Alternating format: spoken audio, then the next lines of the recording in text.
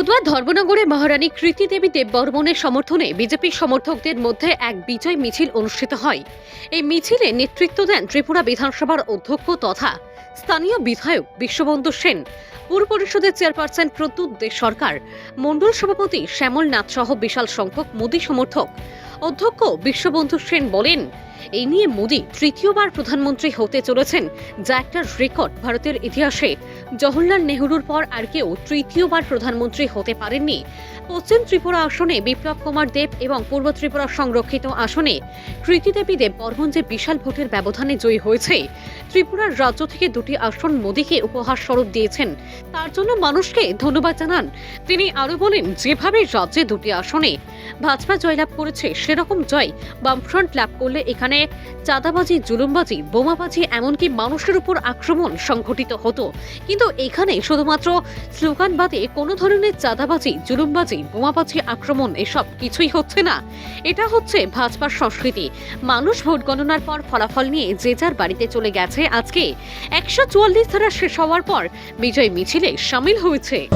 অভিনন্দন প্রিয় ধর্মনগরবাসী, যে 20,000 এখানে চেয়ারম্যান প্রদ্যুৎ সরকার, মণ্ডল সভাপতি শ্যামল নাথ সহ আমার ভারতীয় জনতা পার্টির বিভিন্ন স্তরের ভাই বোন, নেতৃবৃন্দ, বিভিন্ন সমর্থক ভাই বোনেরা, গতকালের যে ফলাফল 20,547 ভোট, 45 ভোটে আপনারা এই কেন্দ্রের প্রার্থীকে জয়ী করেছেন।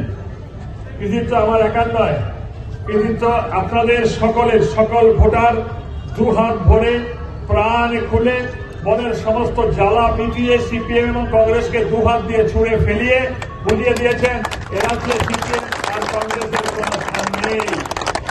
লক্ষ্য করুন, যখন আমাদের প্রার্থী ঘোষণা হয়, কত রকম গাল গপ্পের আলাপ, কত রকম ফেসবুক, ইনস্টাগ্রাম কি বলে কৃতি সিং বহিরাগত, ওনাকে কি পাওয়া যাবে কিনা, অনেকের মনে গোসা, ট্রাইবেল অনেক রাগ, বাঙালি অনেক গোসা, কেউ এরকম সেন্টিমেন্টাল নিয়েছে।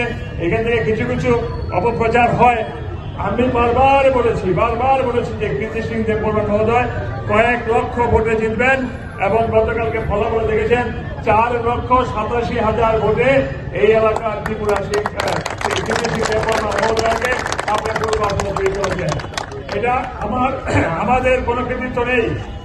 1 নম্বর কৃতিত্ব সমস্ত ত্রিপুরার জনগণের, আর ফুল কৃতিত্ব আমাদের মাননীয় প্রধানমন্ত্রী নরেন্দ্র মোদীজির। ওনার নেতৃত্বে আমরা ভারতবর্ষকে এগিয়ে নিয়ে যাব।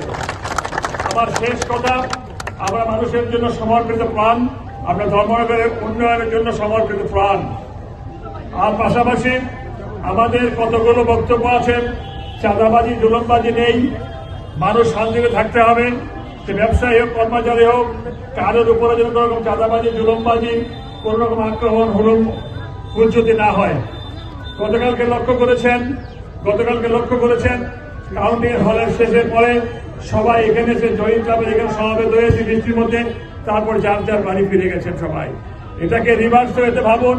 মনে করুন ত্রিপুরা রাজ্যে সিপিএম ক্ষমতায় আছে, তারা লোকসভা নির্বাচনে জয়ী হয়েছে। গতকালকে দুপুরবেলার পর থেকে আজকের দিন পর্যন্ত বোমাবাজিতে কেউ থাকতে পারত না।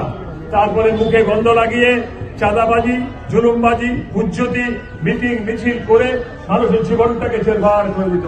আমরা আনন্দ উৎসব করছি। মাত্র 1 ঘন্টার অনুষ্ঠান, টাউন হল থেকে বেরিয়ে, বিবেকানন্দ থেকে বেরিয়ে এখানে এসেছি। সবাইকে জানান দিয়ে যেতে চাই, এখানে সবাই স্বাধীন, সবাই ভালোবাসার মানুষ, সবাই শান্তি, সুখে, সমৃদ্ধিতে থাকবে। এটা আমাদের নৈতিক কর্তব্য। কোন রকম বোমাবাজি নাই, প্লিজ। এগুলিও দুষ্ট, এগুলো অরিজিনাল দেখাবো। মিটিং মিছিল আইতো না, ফাঁকে দেয় বাজি ফুটে, ভাই যে বাজি ফুটা তাকে বাজি ফুটানো বন্ধ করো, বাজি ফুটানো বন্ধ করো। আজকে মনে আছে আমরা যেদিন মিছিল করেছি, প্রতিবাদ মিছিল, তার থেকে আজকে 3 গুণ মানুষ বেশি। দেখি লই, বুঝি লই, শেপ লই, হিতা কিতা কয়, ঠিক না নেই, লড়াই করতে নেমেছি। আর সিপিএম কংগ্রেস তো আমাদের কাছে কোনো হিসাবেই নাই। এই যে সিপিএম কংগ্রেস বলেছে কৃতি সিং দেববর্মন মহোদয়া উনি বাইরে, আরে বাজুবন রিয়াঙ্ক 4-5 বার জয়ী হয়েছে ত্রিপুরা রাজ্য থেকে। কয়জন চিনেন বাজুবন বাবুকে? সিপিএম এর প্রাক্তন সাংসদ কয়জন দেখেছেন? জিতেন বাবু তো একবার এমপি ছিলেন, কয়জন দেখেছেন জিতেন বাবুকে? জিতেন বাবু কি কাজ করেছেন? সিপিএম এর এমএলএ কোনো কাজ করতে পারে না, তাই মানুষ চলে দিয়েছে। তাই আমার বক্তব্য, আমি এক্ষুনি বক্তব্য শেষ করবো।